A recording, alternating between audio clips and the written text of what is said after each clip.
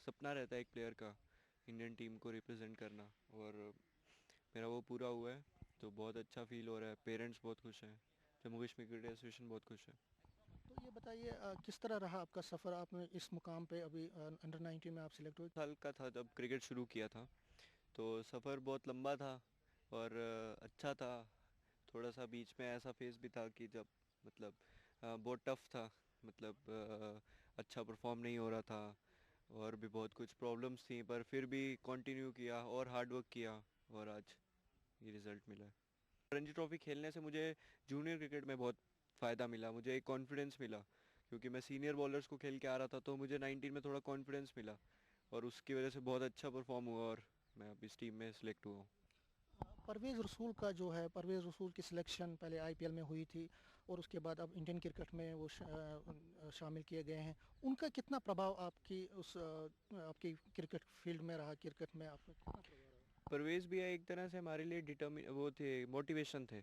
मतलब पहले वो इंडिया ही खेले, ऑस्ट्रेलिया के अगेंस्ट 7 विकेट्स लिए, मतलब फिर उसके बाद दियोदर ट्रॉफी में इतना अच्छा परफॉर्म किया, फिर आईपीएल खेले, फिर अब इंडिया टीम। तो एक तरह से मोटिवेशन थे कि अगर वो इतना अच्छा कर रहे हैं तो हम भी कर सकते हैं, और वो हमारे जे क्रिकेट एसोसिएशन के लिए, हर एक प्लेयर के लिए एक मोटिवेशन थे। घर वालों ने भी कहा था कि ठीक है, अब तू क्रिकेट खेल रहा है तो अब क्रिकेट पे पूरा अच्छी तरह ध्यान दे। स्टडीज़ चल रही थी साथ में, ये भी नहीं था कि पूरी छोड़ दी थी, अच्छी तरह कर रहा था स्टडीज़ भी, पर क्रिकेट पे अच्छी तरह ध्यान था और किसी का कोई प्रेशर नहीं था कि स्टडीज़ अच्छी नहीं हो रही हैं, कुछ ऐसा। दो क्रिकेट खिलाड़ी पिछले एक महीने के अंदर अंदर ही दो लोग अब इंटरनेशनल क्रिकेट खेलेंगे। आपको लगता है कि कमी नहीं है यहाँ पे, टैलेंट की कमी नहीं है, लेकिन जो सहूलियात हैं, जो फैसिलिटीज़ हैं, वो उनमें इम्प्रूवमेंट की ज़रूरत है? टैलेंट की भी कोई कमी नहीं है और ऐसा भी नहीं है कि फैसिलिटीज़ कुछ नहीं है। फैसिलिटीज़ आपको ऐसा तो नहीं है ना कि घर से उठोगे और फैसिलिटीज़ मिल जाएंगी। अब आपको उसके लिए हार्ड वर्क करना पड़ेगा, आपको पहले उस लेवल तक पहुंचना पड़ेगा कि नहीं एसोसिएशन आपको फैसिलिटीज़ दे। 19 में खेल रहे हैं, तो क्या लक्ष्य आपने, टारगेट क्या रखा है और कौन सा खिलाड़ी है जिससे आप प्रभावित होकर आप आगे जाना चाहते हैं? लक्ष्य यही है कि सीनियर इंडियन टीम में आना है, और सुरेश रैना, सचिन तेंदुलकर तो है ही हैं, पर सुरेश रैना उनसे बहुत इंस्पायर होता हूँ। मतलब उनका एटीट्यूड ग्राउंड के अंदर, उनका पैशन क्रिकेट के लिए, उनके फील्डिंग बैटिंग सब कुछ, उनका जो मतलब एटीट्यूड रहता है ग्राउंड में, उससे बहुत इंस्पायर होता हूँ मैं। और और कश्मीर में और लद्दाख में जितने भी लड़के हैं जो रिमोट एरियाज में खेल रहे हैं, जिनके भी सपने हैं, उनको क्या आप संदेश देना चाहते हैं? मैं उनको ये संदेश देना चाहता हूँ कि हार्ड वर्क हमेशा करते रहो, हार्ड वर्क मत छोड़ो, और हमेशा प्रोसेस पे ध्यान दो। मतलब ये मत सोचो घर बैठे हो तो सपने ले रहे हो इंडिया खेलना है, हमेशा हार्ड वर्क करो, प्रोसेस पे ध्यान दो, रिजल्ट अपने आप अच्छा मिलेगा आपको। ये थे शुभम खजूरिया, जिनका साफ ये कहना है और जिनका ये लक्ष्य है कि वो आगे चलकर भारतीय टीम में शामिल हों।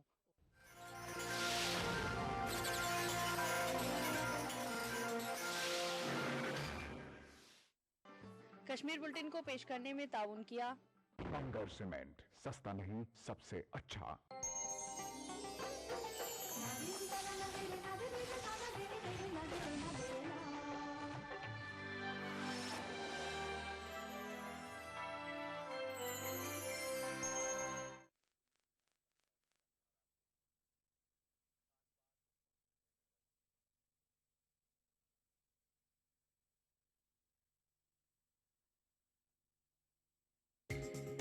ईटीवी उर्दू पर अगला प्रोग्राम खास बात को पेश करने में ताउन कर रहे हैं Shri ultra red oxide, Bharat का एकमात्र जंग रोधक सीमेंट।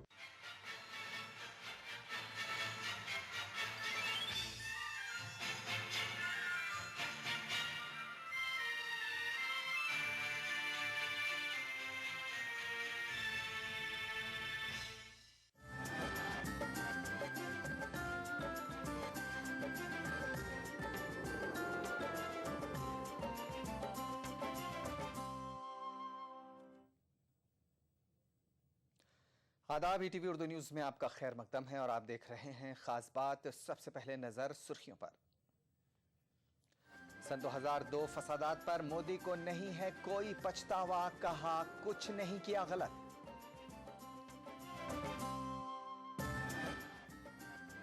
मोदी के बयान पर सियासी बवाल, कांग्रेस और समाजवादी पार्टी ने मुआफी मांगने का मोदी से किया मुतालबा। दहशतगर्दी के इल्जाम में मुस्लिम नौजवानों की बेजा गिरफ्तारी को रोकने के लिए हाई पावर कमेटी तश्कील देने की जरूरत, के रहमान खान का बयान। और कर्नाटक में सिद्धारामैया ने अपना पहला बजट किया पेश, अक़लियतों के लिए 676 करोड़ रुपए मुख्तस, अक़लियतों की फलाह व बहबूद के लिए किए कई वादे। और अब खास बात की तफसील, सबसे पहले आज की बड़ी खबर।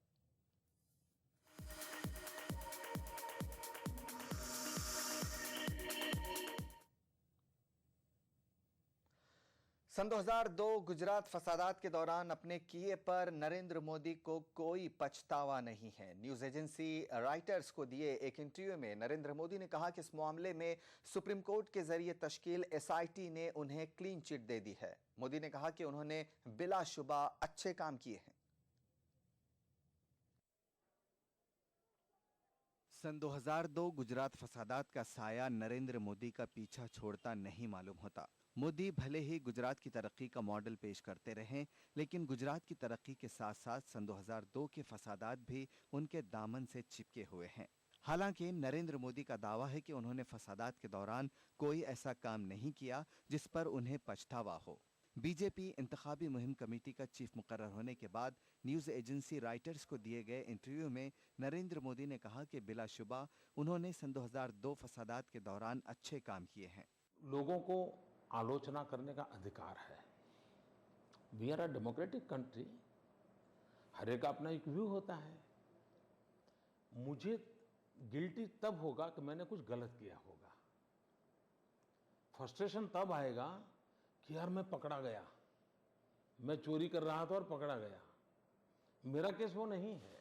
I am nationalist, I am a patriotic, nothing is wrong. I am a born Hindu, nothing is wrong. So I am a Hindu nationalist. So you can say yes, I am a Hindu nationalist because I am a born Hindu. Right. I am a patriotic. So nothing is wrong in it. As far as progressive, development oriented, workaholic, whatever they say, this is what they say. So there is no contradiction between two. Gandhinagar में उनकी सरकारी रिहाइशगाह पर writers के नुमाइंदे ने जब मोदी से ये सवाल किया कि जब लोग उनकी कारकर्दगी का जायजा सन 2002 फसादात के तनाजुर में करते हैं तो क्या उन्हें मायूसी होती है, तो इसके जवाब में नरेंद्र मोदी ने कहा कि उन्हें मायूसी तब होती जब उन्होंने कुछ गलत किया होता। गुजरात फसादात में तकरीबन 1000 से ज्यादा मुसलमान मारे गए थे। मोदी से जब ये सवाल किया गया कि गुजरात में जो कुछ सन 2002 में हुआ क्या उन्हें उसका दुख है, तो नरेंद्र मोदी का जवाब था कि सुप्रीम कोर्ट ने पूरे मामले की जांच के लिए खुसूसी तहकीकाती टीम बनाई थी और उस टीम ने उन्हें क्लीन चिट दे दी है। दुख के पहलू पर उनका जवाब अभी नामुकम्मल था, जिसे उन्होंने मिसाल देकर समझाने की कोशिश की कि अगर मैं स्टीयरिंग व्हील के पीछे हूँ तो मैं कार ड्राइव कर रहा हूँ, और अगर कोई दूसरा शख्स कार चला रहा है और मैं पीछे बैठा हूँ और कोई जानवर गाड़ी के नीचे आकर मारा जाता है तो क्या मुझे दुख नहीं होगा? बिलाशुबा मुझे भी दुख होगा। अगर मैं वज़ीर आला हूँ या ना हूँ, मैं इंसान तो हूँ, और अगर कोई सानेहा होता है तो दुख होना फितरी है। कोई भी व्यक्ति, हम अगर कार चला रहे हैं, अब वी आर अ ड्राइवर और कोई ड्राइव कर रहा है और हम पीछे बैठे हैं, फिर भी एक छोटा कुत्ते का बच्चा भी अगर कार के नीचे आ जाता है तो हमें पेन फील होता है कि नहीं? होता है। मैं अगर मुख्यमंत्री हूं या नहीं हूं, मैं एक इंसान हूं, कहीं पर भी कुछ बुरा होगा तो दुख होना बहुत स्वाभाविक है। गुजरात फसादात से हटकर जब नरेंद्र मोदी से यह दरियाफ्त किया गया कि क्या उनकी शख्सियत बांटने वाली है, तो उन्होंने अमरीकी सियासी जमातों डेमोक्रेटिक और रिपब्लिकन की मिसाल दी और कहा कि तजाद व इख्तिलाफ जमहूरियत का जुज़ हैं। Bureau report, ETV news. Narendra Modi का इंटरव्यू सुर्खियों में आने के बाद बीजेपी बैकफुट पर आ गई है। पार्टी तर्जुमान निर्मला सीतारमण का कहना है कि इंटरव्यू की तशरीह गलत की जा रही है। इस इंटरव्यू में मोदी जी इतना स्पष्ट बोल चुके हैं, मैं भी उस इंटरव्यू के पूरा पढ़ने के बाद ही आपके सामने आई हूं। एक अगर छोटी सी प्राणी उनके अपने गाड़ी के टायर के नीचे आ जाते हैं, उसमें भी हमें दुख लगता है, जबकि मेरे स्टेट में इतने बड़ा इंसिडेंट हुआ, क्यों दुख नहीं लगेगा? ऐसे भावना रखते हुए मोदी जी का इंटरव्यू में जवाब आया है। इसको एक विषय को आउट ऑफ कॉन्टेक्स्ट निकाल करके उनको रहम नहीं है, वो ह्यूमन बीइंग नहीं है क्या, या वो सीएम नहीं है क्या, ऐसे प्रश्न आउट ऑफ कॉन्टेक्स्ट होगा। प्लीज मेरा विनती है, आप सबसे विनम्र विनती है, आप खुद पढ़ लो, उसके बाद आपके टिप्पणी रखो। गुजरात फसादात पर नरेंद्र मोदी के मुतनाज़ बयान पर कांग्रेस ने सख्त रद्द अमल का इजहार किया है। कांग्रेस ने नरेंद्र मोदी को कौम से माफ़ी मांगने का मुतालबा किया है। कांग्रेस का कहना है कि मोदी के ख्यालात मिसाली हिंदुस्तान के मनाफी हैं। उसने मजीद कहा कि मोदी के इंटरव्यू से उनकी मनफी जहनीत की अक्कासी होती है। वो होता है जो गाड़ी में पीछे बैठ के ड्राइवर को कहता है कि तुम हिफाजत से चलो, कहीं ऐसा ना हो कोई ऐसा हादसा हो जाए कि किसी की मौत हो जाए। ये जब मुख्यमंत्री थे गुजरात के, इन्होंने कौन सी हिफाजत दिखाई?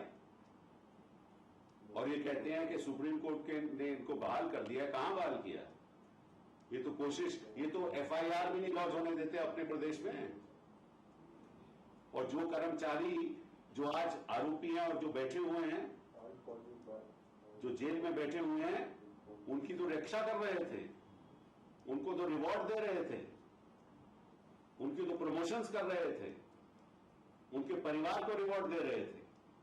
और आज कहते हैं कि मैं भी एक इंसान हूं। हाँ है, किस किस्म के इंसान है ये तो देशी, ये तो बाद में पता चला।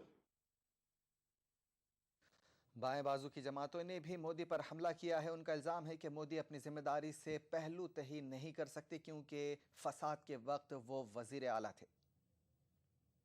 Way Yusuf trying to run away from the responsibility that he was the chief minister of the state, you see, where the riots took place. If this is how chief ministers, you see, talk about their responsibilities, they are playing tricks with the people. They don't assume responsibility, you see, when the law and order breaks down in their state, when thousands get killed. What do they mean by it? Nowadays he is positioning himself as the future prime minister. He's trying to change his image.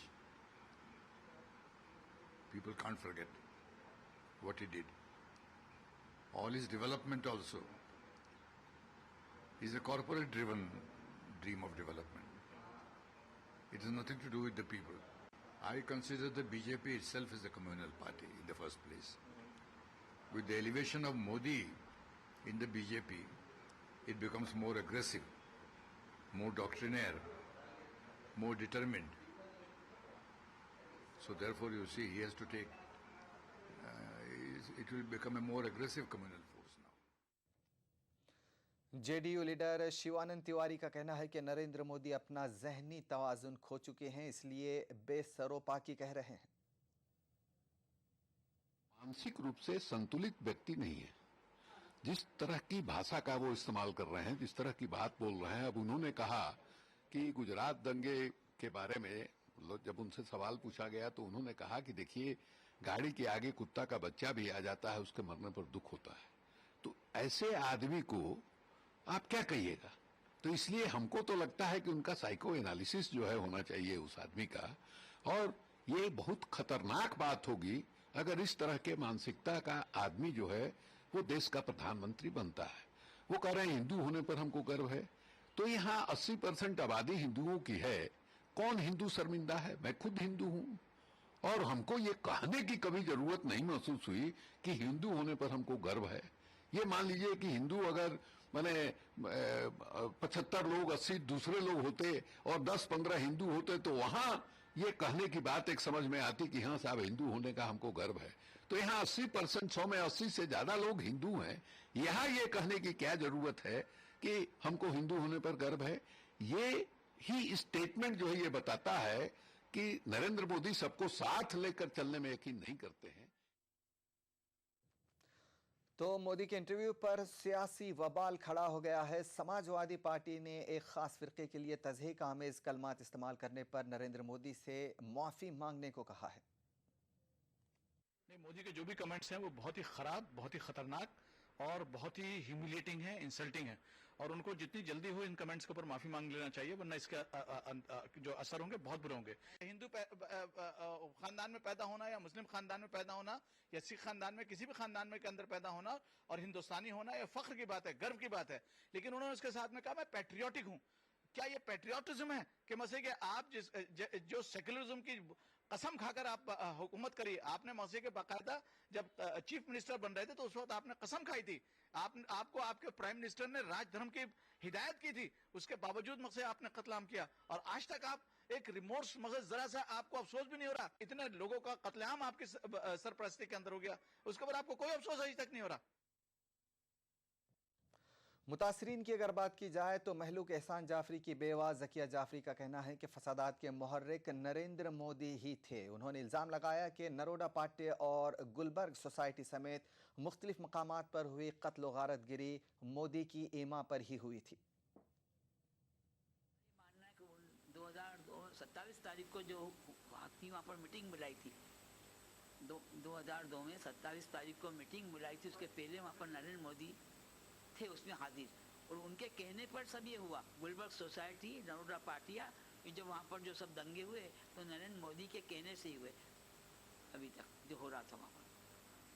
और ये भी कहा है कि अगर कोई मेरी गाड़ी से कुत्ता भी मर जाए तो हाँ, वो उसमें क्या कहना है आपको? अब उनका ये कहना अभी कुत्ता उनका ये कहना है कि कुत्ता भी जो अगर मेरी गाड़ी के सामने आ जाता है तो मुझे उसका भी बहुत दुख होता है, क्योंकि मैं हिंदू हूँ, हिंदू मिनिस्टर हूँ, मतलब के नहीं, लेकिन उसके ऊपर ये कहना पड़ता है मेरा कि जो गुलबर्ग सोसाइटी में जो लोगों के उन्होंने इतने सब खून करवाए, एहसान जाफरी के हाथ कटा दिए, पैर कटा दिए, गर्दन अलग कर दी और फिर उसको इस तरह जलाया, तो उनको मतलब वो क्या समझता था? कुत्तों से भी बदतर समझता था मोदी। इसलिए ये कहूँगा जब तक ये वहाँ गुजरात में नहीं आए थे, जब तक सब लोग जो है तो सब मिलजुल के भाईचारा था और भाईचारे से रहते थे, और ना कभी वहाँ फिसाद, दंगे, ना ये सब कुछ नहीं हुआ था। जब से यहाँ आए, जब से फिसाद, दंगे और सब ये हमेशा होते हुए आए हैं। और गुलबर्ग सोसाइटी में भी जो हुआ, और गुलबर्ग सोसाइटी, नरोडा पाटिया, ये सब जहाँ हर जगह हुआ तो इनकी वजह से हुआ। और ये सब ये खुद भी कबूल कर रहे हैं कि मैंने 2002 में सब ये करवाया था। और उस दिन 27 तारीख को इनकी मीटिंग भी थी और इन्होंने सबको ऑर्डर दिया था कि कोई सब अपनी अपनी जगह पर रहेंगे और कोई भी कोई दंगों के अंदर किसी फिसाद में हाइल नहीं होंगे। रमजान से जुड़ी और दीगर खबरें अभी और भी हैं, फिलहाल यहाँ लेते हैं छोटा सा ब्रेक। आप देखते रहिए खास बात। शहरी जन सहभागी योजना जन सहभागिता को सुनिश्चित करते हुए शहरी विकास की दिशा में ऐतिहासिक कदम। योजना के तहत राजकीय शिक्षण संस्थाओं, चिकित्सालय, कार्यालयों हेतु समस्त स्थायी निर्माण व उपकरण, पानी की निकासी हेतु नाली एवं पुलिया निर्माण, हैंडपंप व पेयजल और जल संग्रहण से जुड़े कार्यों के साथ समस्त प्रकार की सार्वजनिक सुविधाओं हेतु सार्वजनिक संपत्तियों का निर्माण एवं सौंदर्यकरण के अलावा अन्य किसी योजना में निर्मित अधूरे निर्माण कार्यों को पूर्ण कराने के साथ साथ शमशान एवं कब्रिस्तान भूमि की 4 दीवारी निर्माण करवा सकेंगे। योजना के तहत कार्यों की कुल लागत का 50% राज्य सरकार द्वारा, 30% जन सहयोग व शेष 20% स्थानीय निकायों के अलावा शमशान व कब्रिस्तान भूमि की 4 दीवारी निर्माण के लिए जन सहयोग की राशि 10% एवं शेष 90% राशि राज्य सरकार द्वारा वहन की जाएगी। अधिक जानकारी के लिए संबंधित जिला कलेक्टर या नगरीय निकाय में संपर्क करें। जन सहभागिता के साथ सुनिश्चित होता शहरी विकास।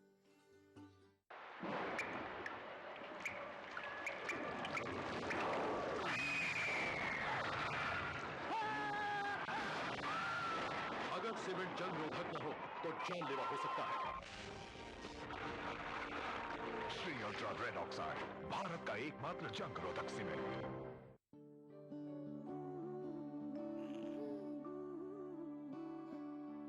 पर सोचती हूँ कभी कभी, कब तक रहेंगी ये खुशियाँ बनी? अगले बच्चे से पहले रखेंगे 3 साल का फासला, ताकि मुन्ने की हो सही देखरेख और तुम दोनों रहो सेहतमंद। महिलाओं के लिए सबसे असरदार लंबे समय वाले गर्भ निरोधक उपायों में से एक है आयुसीडी। इसे आप डिलीवरी के तुरंत बाद या फिर बाद में कभी भी अपना सकते हैं।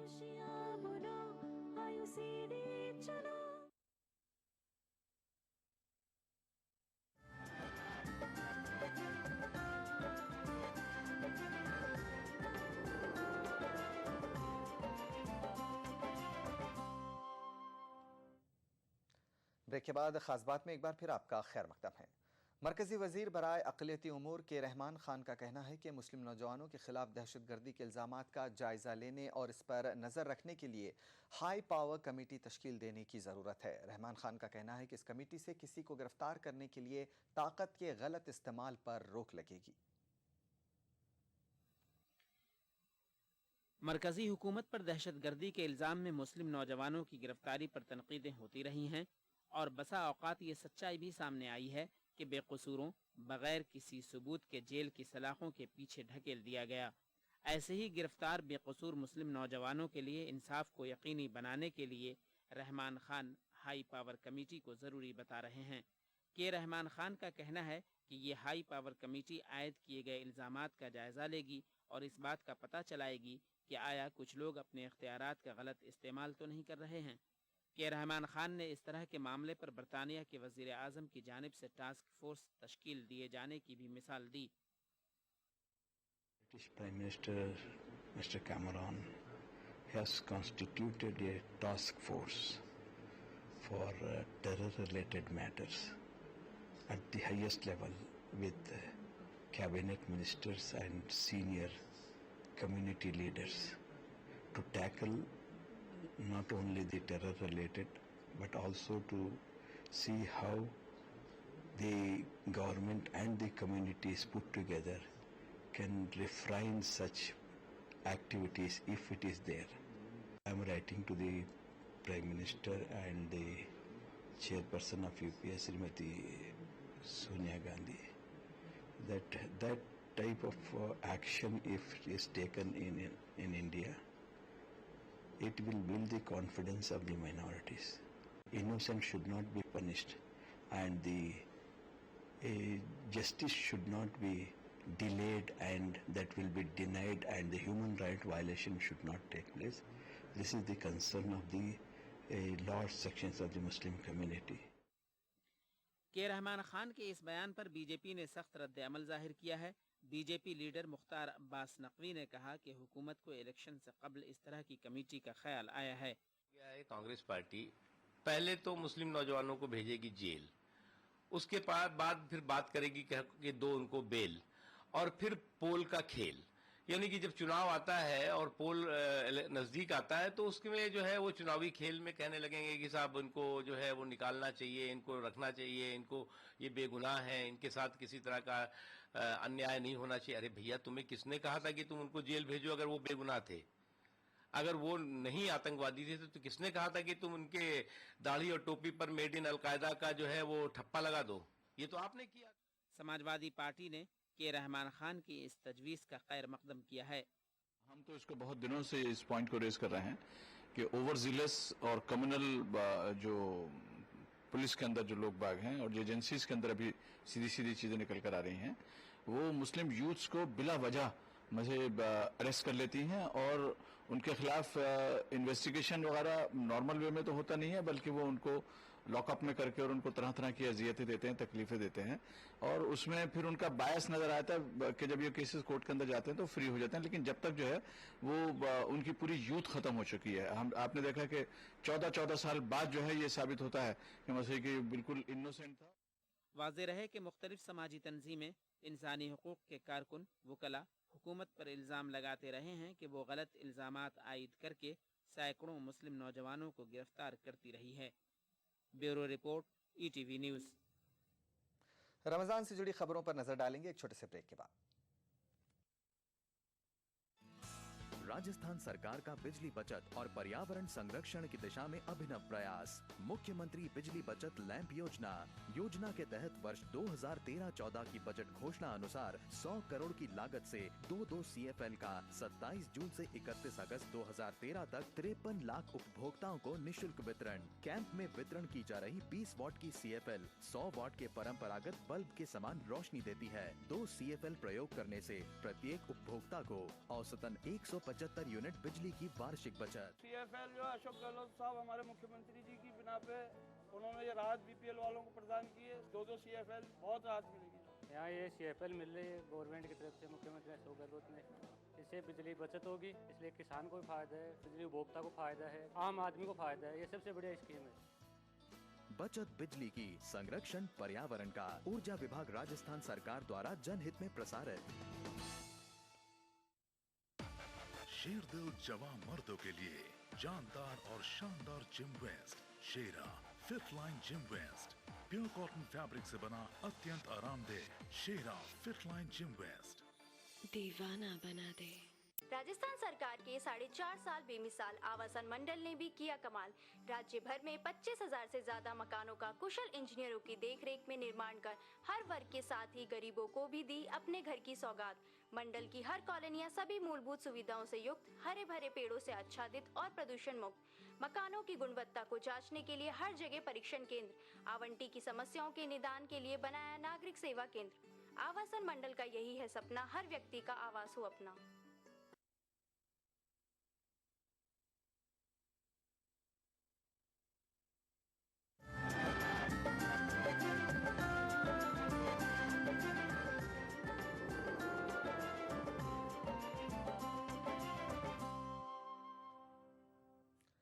खास बात में एक बार फिर आपका खैर मकदम है। कर्नाटक में सिद्धारामैया की क़यादत वाली कांग्रेस हुकूमत ने आज अपना पहला बजट पेश किया। बजट में समाज के दीगर तबकों के साथ साथ अक़लियतों की फलाह व बहबूद के लिए कई अहम ऐलानात किए गए हैं।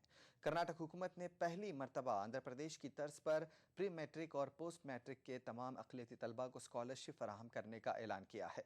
गरीब मुस्लिम लड़कियों की शादी के लिए इमदाद फराहम करने की नई स्कीम का भी ऐलान किया गया। वक्फ इमलाक के तहफ़्फ़ुज़ के लिए ज़िलाई सतह पर टास्क फोर्स कायम करने का कर्नाटक हुकूमत ने ऐलान किया।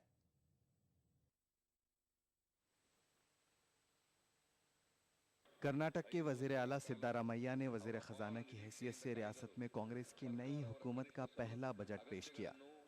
बजट में किसानों, दलितों, पसमानदा तबकात के साथ अक़लियतों को भी खुश करने की कोशिश की गई है। सिद्धारामैया ने बजट में अक़लियतों की तालीमी तरक्की की जानिब खुसूसी तवज्जो दी है। पहली मरतबा आंध्र प्रदेश की तर्ज पर प्री मैट्रिक और पोस्ट मैट्रिक के तमाम अक़लियती तलबा को स्कॉलरशिप फराहम करने का ऐलान किया गया है। 10वीं जमात और कॉलेज सतह के इम्तहानात में नुमाया कामयाबी हासिल करने वाले तलबा की हौसला अफजाई के लिए माली मदद फराहम करने का ऐलान किया गया है। अक़लियतों के लिए 2 नए अकामती स्कूल कायम करने और गरीब लड़कियों की शादी के लिए माली इमदाद फराहम करने की नई स्कीम का बजट में ऐलान किया गया है।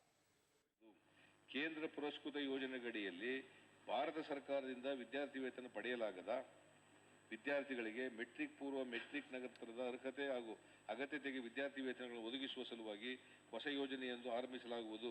ಅಲ್ಪಸಂಖ್ಯಾತ ಹೆಣ್ಣು ಮಕ್ಕಳ ಮದುವೆಗೆ ಆರ್ಥಿಕ ಸಹಾಯವನ್ನು ಒದಗಿಸಲು ಹೊಸ ಯೋಜನೆಯನ್ನು ಆರಂಭಿಸಲಾಗುವುದು. वक्फ इमलाक के तहफ़्फ़ुज़ के लिए ज़िलाई सतह पर टास्क फोर्स कायम करने का ऐलान भी बजट में किया गया है। कर्नाटक के वज़ीर अक़लियती बहबूद क़मरुल इस्लाम ने कहा कि अक़लियती महकमे की जानिब से पेश किए गए बेशतर मुतालिबात को बजट में शामिल किया गया है। दूसरी जानिब मुस्लिम माहिर तालीम अक़लियतों की तालीमी तरक्की की जानिब ख़ास तवज्जो देने के हुकूमत के फ़ैसले का खैर मकदम कर रहे हैं।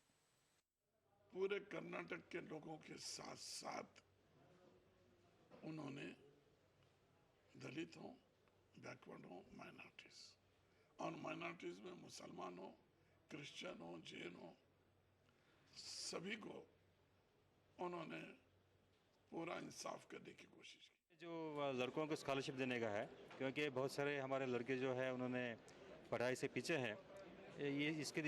ये जो स्कॉलरशिप दे रहे हैं इससे लड़के लोगों में जो मोटिवेशन आएगा और पढ़ाई के लिए बहुत कंसंट्रेट करेंगे वो लोग। और हर बच्चे को स्कॉलरशिप मिलेगी? ज़रूर से मिलेगी, जो भी अप्लाई करेगा उसको स्कॉलरशिप मिलेगी इस बार। ये एक बड़ी बात है। बेंगलुरु के मज़ाफ़ात में ज़ेर तामीर हज घर के लिए इस मरतबा भी 10 करोड़ रुपए फराहम किए गए हैं। बजट में साबिक़ा हुकूमत के दौरान जारी तकरीबन तमाम स्कीमों के एलोकेशंस में इजाफा किया गया है। मजमूई तौर पर वज़ीर आला सिद्धारामैया ने सन 2013-14 के सालाना बजट में कर्नाटक के अक़लियतों की फलाह व बहबूद के लिए 676 करोड़ रुपए मुख्तस किए हैं। अब देखना यह है कि हुकूमत इन स्कीमों को नाफिज करने में कहाँ तक कामयाब होती है। ETV news Bengaluru. और अब खबरें रमज़ान से जुड़ी।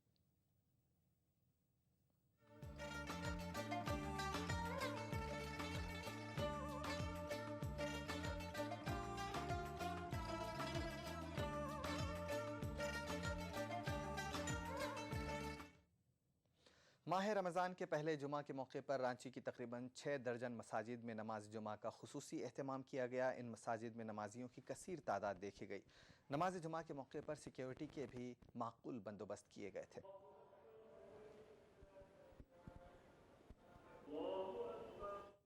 मौलाना खालिद रशीद फिरंगी महली ने लखनऊ के ज़िला इंतज़ामिया से रमज़ान के दौरान मुस्लिम इलाकों में खुसूसी इंतजामात कराने का मुतालबा किया। उन्होंने मुस्लिम इलाकों में